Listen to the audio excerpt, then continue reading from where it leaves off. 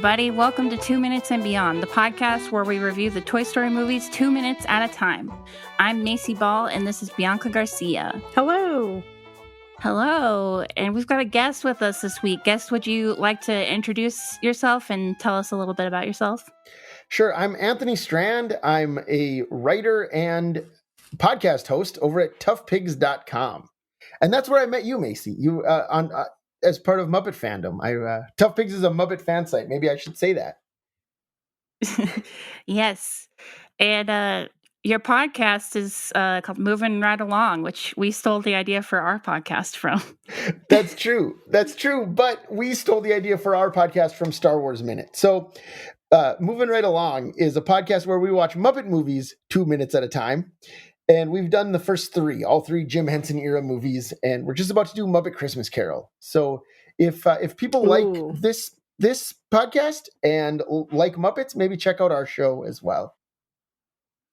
Yeah, it's a really fun show. I enjoy listening to it. Oh, thank you so much. Thanks for having me on too. I'm really excited to be here. Yeah, thanks for joining us. So in this episode, we're going to be talking about minutes 67 and 68 of Toy Story. Are we ready to jump right in? Because there's a lot happening in this episode. Yes. Yeah. All right. So these 2 minutes start off with Woody's voice box saying, "This town ain't big enough for the two of us." Sid puts the match down, says, "What?" and walks over to Woody. Woody's voice box says, "Somebody's poisoned the water hole." Sid picks him up and says, "It's busted." But Woody responds through his voice box, "Who are you calling busted, Buster?"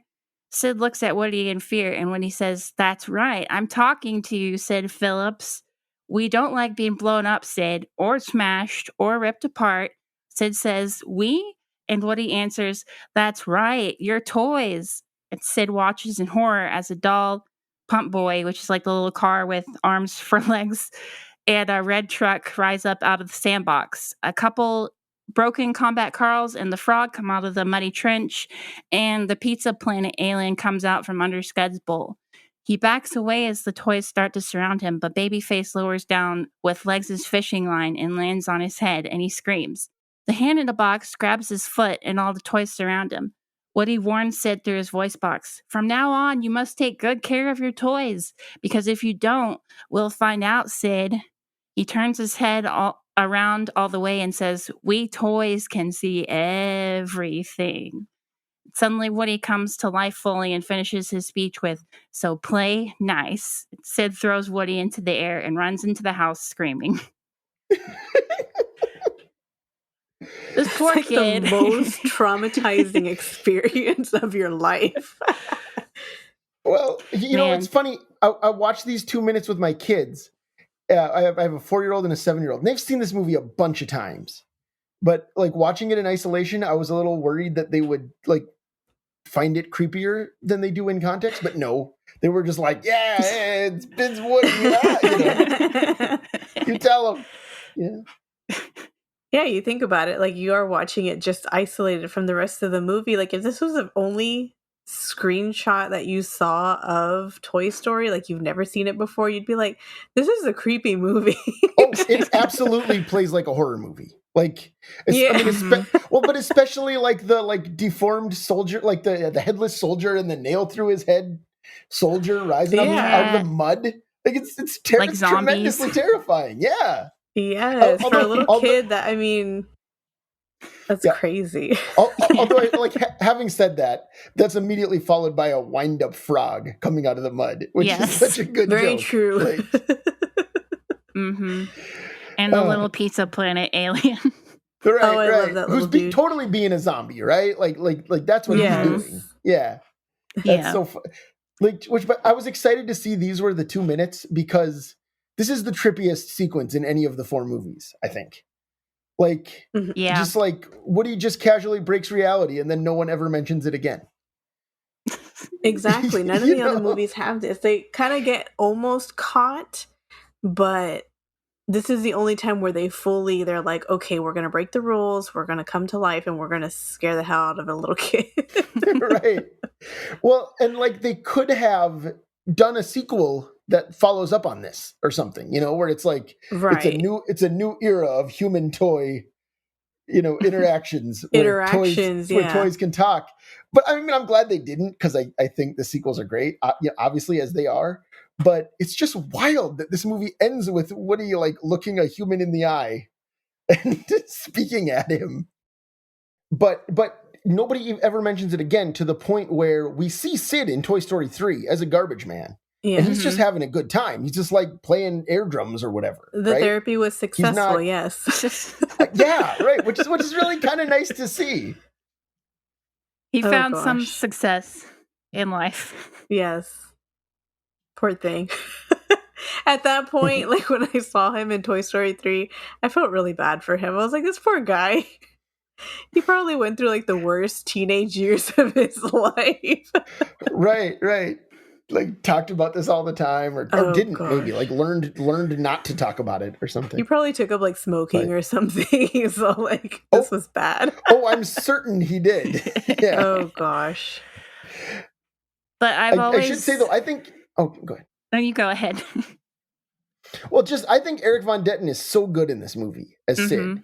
Like in this scene, for example, the way he spits out, it's busted. Like he's just like, it's such a like horrible little kid voice, Yes. It's so fun. I think he's terrific. And earlier on in the movie too, he's got a bunch of like technical like lines with a bunch of like weird medical jargon that like is way above like most 10-year-olds vocabulary. Like he's talking about double bypass brain transplant. I can't even say it. Or like all of the mission control stuff. Like he's got a really good imagination. He's just a messed up kid. Right. Yeah. Well, but like I remember destroying G.I. Joes with my best friend Jason as a kid, and I think a lot of kids do that. It's like eventually you just get sick of your toys or whatever and you start playing around with them. Right. But so I like that Sid basically turns out okay, despite being a juvenile delinquent. Yeah. I do have to wonder though, like after all this happens, like do the toys just go back to pretending that they're not alive?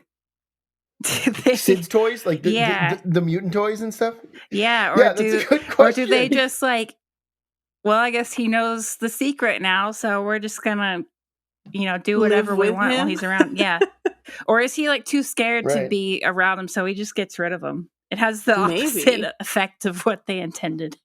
Honestly, if I was him, I would just start talking to the toys like, yo, these toys in the backyard just scared me. Like, I know about it now. So, like, just trying to befriend the toys that are inside. Like, don't kill me, please. Right. Maybe he and Janie actually become, or Sally, maybe he and Sally actually become friends. Right. Hannah's doll. Just trying to make up for his past mistakes. Trying to redeem himself. Right. I love the line though, who you call him busted, Buster. Oh, I like that too. Anthony, I don't know if you've ever seen or heard of the Toy Story musical that was on the Disney cruise ships for a while. But there was a whole No, I didn't know that existed. Oh yeah. It's it's an experience. But it sure is. Woody has basically his own like villain song when he confronts Sid, and they turn I think that line, who you call him busted, Buster, becomes like the opening line of the song. It's great. Right? Yeah. Yes. That, that's so funny. Please sit through that. Just watch it, because I had never seen the whole thing of it. I had told myself I need to stop watching this. And while we were at Disney, Macy made me watch the rest of it. We didn't watch the whole thing. We just watched Disney Dan's video about it. But yeah, but it was pretty much the whole thing. So I was like, oh my gosh, this just got so much better after I stopped watching it. Wow, that's wild. It's very wild. It's funny. I'll check it out. One of those days, there's an official recording on YouTube Mm-hmm. One of these days we're going to do like a bonus episode or something reviewing it. Sure, Just reviewing that. You got yes. You got to do it. Yeah. Yeah. So in the sorry, were you going to say something? Well, just that the other thing I wanted to say about this was, can Woody say anything he wants to in his voice box voice? Like, this is the only time we hear him do that. It's always like the pull string phrases that we, reach for the sky, somebody poisoned the water hole, there's a snake in my boot, all that stuff. Right. But this He's is the only one where he says other box. stuff. Mm-hmm. Yeah. So like he can just do that. And you know what I mean? Like it's a skill that you think he would make more use of. Yeah, and I was thinking about that earlier today too. I mean, it doesn't, if you think about it too much, it doesn't really make sense. I mean, they're toys that come to life, so it doesn't make sense anyway.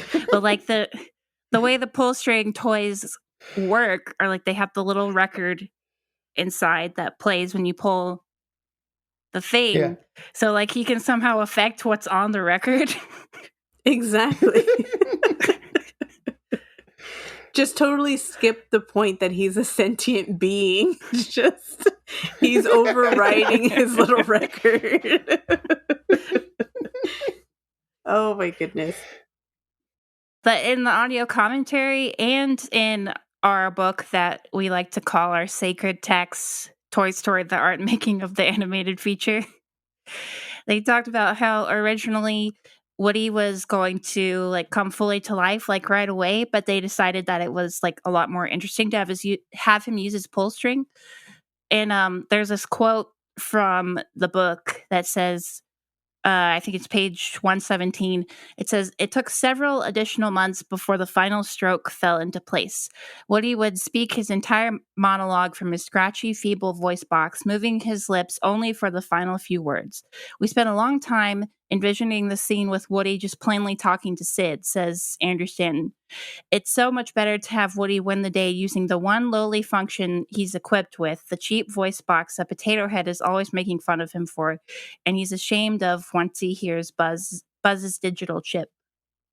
Yeah, that rules. So that's interesting. That's that great. yeah, the thing he was so ashamed of before is the thing that saves him in the end. That's really cool that they incorporated that into the movie. Mm-hmm. Yeah.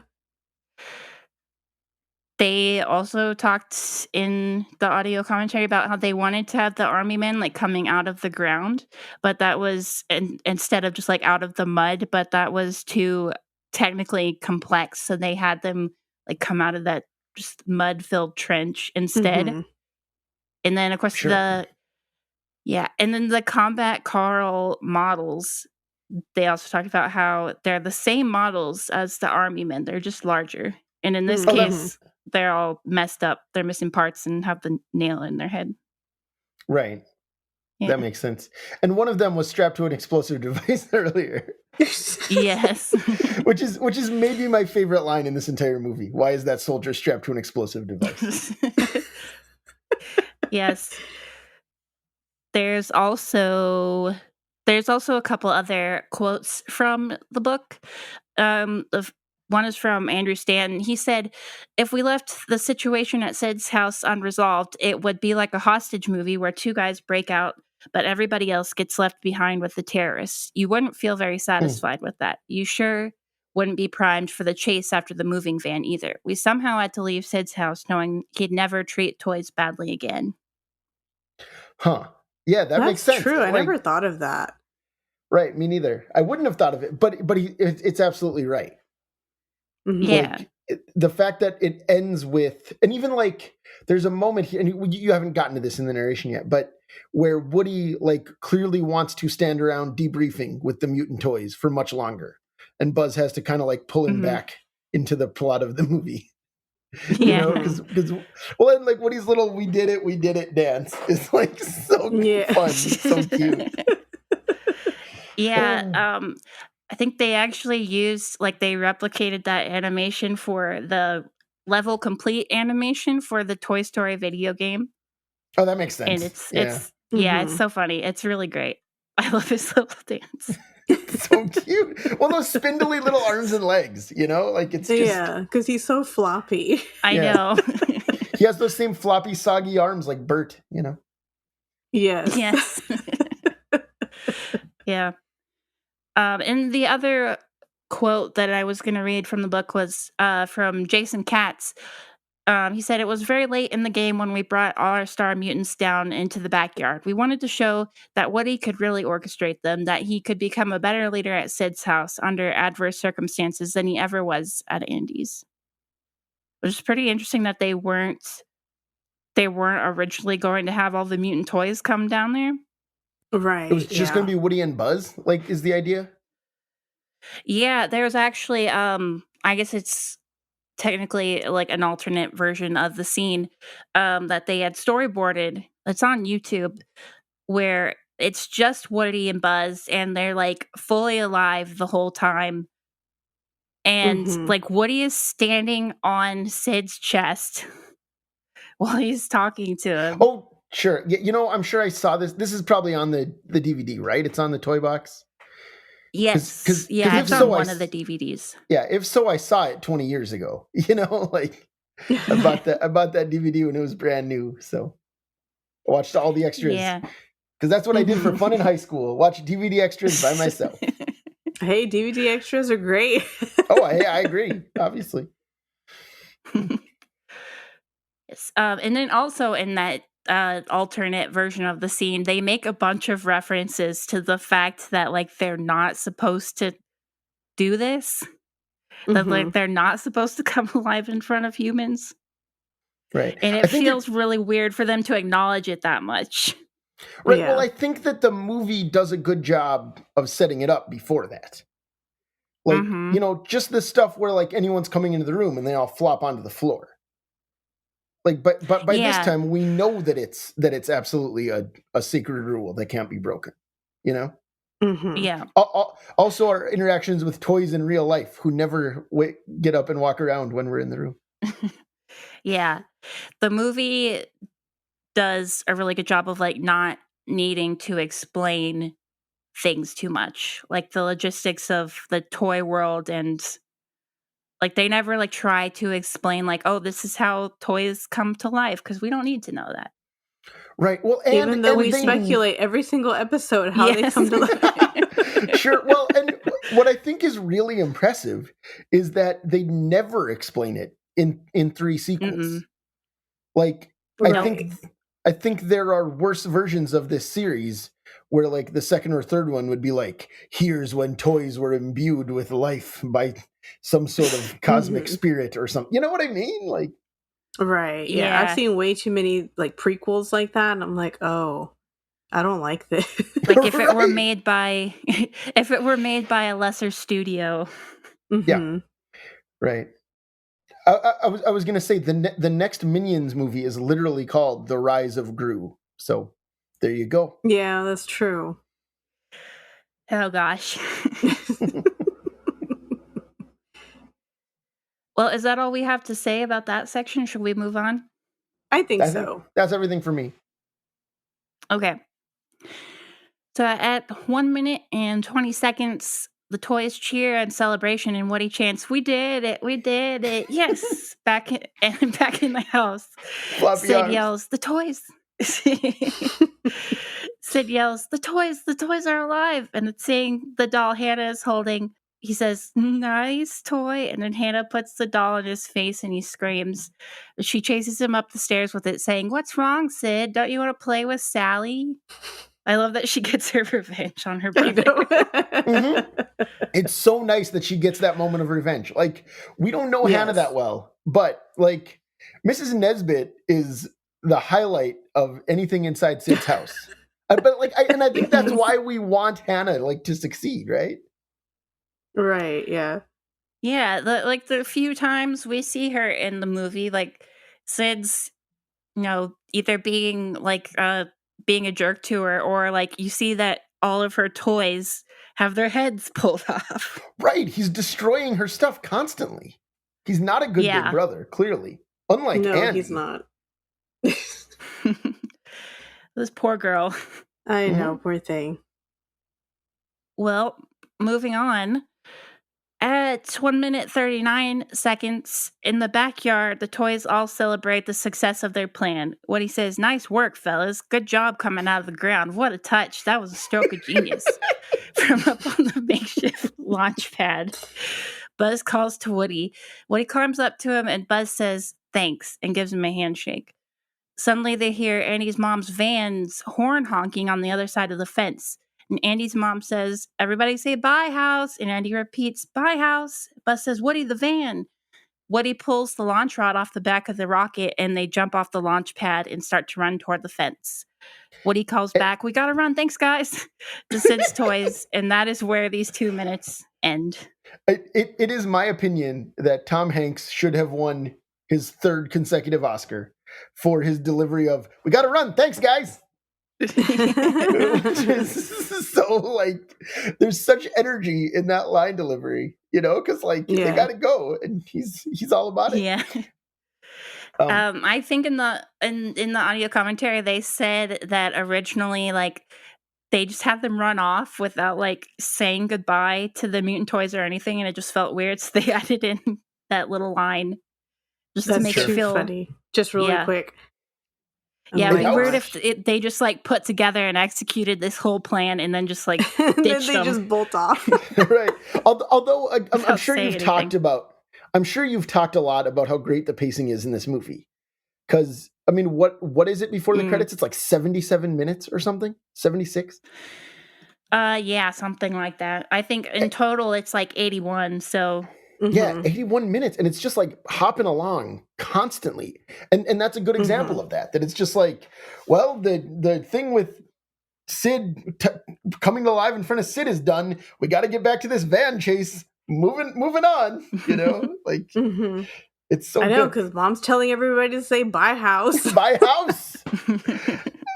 What's funny is that every time I leave my house, I say that in my head. I'm like, everybody say bye, house.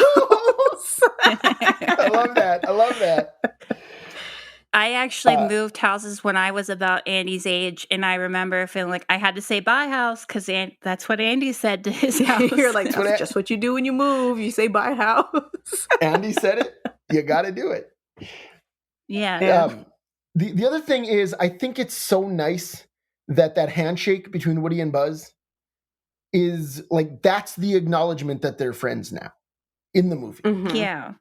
And it's such a subtle little moment, I think a worse movie would have like a big hug or like, they like an apology scene or something. Yeah. Or actual dialogue that says like, we're friends now, because I've actually seen that in a few movies too. And I'm like, that's really off. Right. Yeah. So this is like, again, weird thing to say about a movie where it's like a delusional spaceman toy and a 40-year-old cowboy doll have like, but it feels really natural. It feels like the way that our genuine friendship develops. Right. Yeah. And I was thinking about it too earlier today, because it kind of mirrors in Toy Story 3 when Woody, they're at Sunnyside, and Woody decides to go back to Andy, but Buzz and the other toys decide to stay. And like Buzz reaches out his hand for a handshake before Woody leaves, and Woody refuses. But then later, of course, during the incinerator scene, Buzz reaches out his hand and Woody takes it. Right. Yeah. Yeah. Man. What a great movie. Kind of an unintentional mirroring between those two movies. I don't know that we can assume it's unintentional. Maybe not. Because there's so much mirroring throughout the series of so many different things. I mean, I know you'll talk in the second one about Woody loses an arm this time and all that stuff, but like that's just the most obvious. I mean, there's so many little things that are like, hey, remember this? It's back. Throughout all the movies. Yeah. So that would mean a handshake. I don't know. Yeah. Well, do we have anything else to say about that section? I don't think so. I guess I was going to say this whole scene is like my absolute nightmare. Like toys coming to life I would have, like, the second that happened, if I was Sid, I would have immediately, like, dropped Woody and started running. Exactly. I would have just like ran to somebody else's house. I'm like, my house is haunted. Man. Yeah, no, but as a kid, I was not really traumatized, but I was self-aware of my toys now, and I was like, oh, what if they can come to life? That's fascinating. You both must have seen this a lot younger than me. I was 11 when this came out. I was 5. Sure. So you were 5 when you saw it, too? Mm-hmm. Yeah. I was 5 when it came out. Right. I was born like 3 months before it came out. I'm not sure how old I was when I first saw it. I was probably 4 or 5. Sure. So it plays very differently. I think I saw it around, yeah. Mm-hmm. Yeah. Like in 5th grade, I was just like, oh man, that's so sick. Probably not in 1995, I was probably like, that's mint, dude. That's mint. They showed Sid, yeah. Give Sid what's for, dudes. But as a 5-year-old, I was asking all the questions in the movie theater. I was whipping my little Woody doll around because I was 5. You already had a Woody. You bought him. You had him as a I toy did. before As you soon went as to I see saw the movie? him, I'm like, he's my favorite. Aww. What was the question you asked your mom during the movie? Okay, so during the scene of them talking between the houses where Woody is talking to Andy's toys. Right. The and scene with, the lights. Hey, Buzz, that thing. Yes, where he's doing the hand thing. Yeah. And the lights fall where they're like, please just, tie the lights so that we can get over there. And once it starts getting dark and rainy and everything, I just looked at my mom and she saw the concern in my face and she said, don't worry, in the end they're gonna get home and it's gonna be fine. And I just looked at her and I was like, have you seen this movie before? I didn't understand the concept of like there's actual plots. Yeah, right. It was just following a certain plot, like how narrative works. Yes, exactly, because I was 5. Right. Yeah, you don't I love know. that You story. don't know if Woody and Buzz are going to be lost forever. He could die for all I know. Yeah. That's how it ends. He already lost an arm. Exactly. Oh, I forgot I was going to say, I like how when Woody is saying, like, after they've finished carrying out their plan and Woody's like giving everybody compliments on how it went and everything, Ducky is like bouncing up and down. Oh yeah, that rules. I like seeing all of them celebrating too. Right. They're all so cute in their own strange way. Yeah. And I don't think we talked about how great the timing is when Babyface drops down onto Sid's head. Mm-hmm. That's such a it's perfect. I don't know what it is. I don't know how to describe the timing, but there's something about it just happens at exactly the right moment for maximum terror to Sid and hilarity to me. Yeah, it happens right as he's kind of backing away, trying to get away from, the toys that are starting to corner him. And then there's Babyface on his head. Right. Which Babyface rules. I remember going to look at the Toy Story website after I first saw it. And all the toys had their own pages, and the Mutant toys only had a page. It was like Mr. Potato Head, Slinky Dog, Bo Peep, the Mutant toys. And I remember, as a kid, just being like, "I want Babyface's page. That's my guy." The Mutant toys. Yeah. We've talked about before how the Mutant toys kind of tend to get sidelined in merch, probably because they haven't really appeared in any of the other movies or anything. Right. But Babyface is the one that has they made a remote control Babyface around the time Toy Story 3 came out. Is that true? And I think he's Mm-hmm. Excuse me, I gotta run by something real quick. You're on eBay I go. Yes. Yeah, he's like had several action figures and stuff, but then the other mutants, I think there might have been like a couple little like PVC figures or something, but that's about it. There's like nothing except for that. I keep talking about it in like every episode, but there's a wallet from Hot Topic that had Pump Boy, the little like car with the arms for wheels. Yeah. And it just said, it just had a picture of him, and then across the top, it just says "what" in all caps and like 3 question marks. Because that's what you're asking when you see it. You're like, what? Yeah. Oh man, that rules. I love that. Oh gosh. Yeah.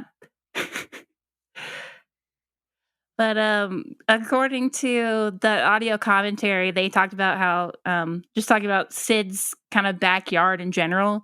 They said they envisioned Sid's dad as like the kind of person who like would have started a lot of home improvement projects and like never finished them, which is like why you see like the trench full of mud with the PVC pipe and like what else is there? There's like I think it's like the clothesline and all this random junk just throughout the yard. It's great. And they've got a nasty yard. Yes.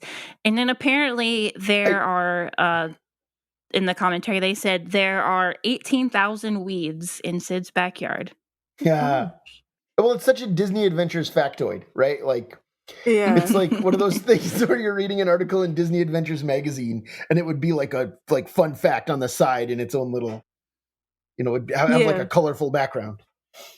Yeah, but all of those, I mean, I'm sure a lot of them were just like copied, but all of those like have to be built in the computer.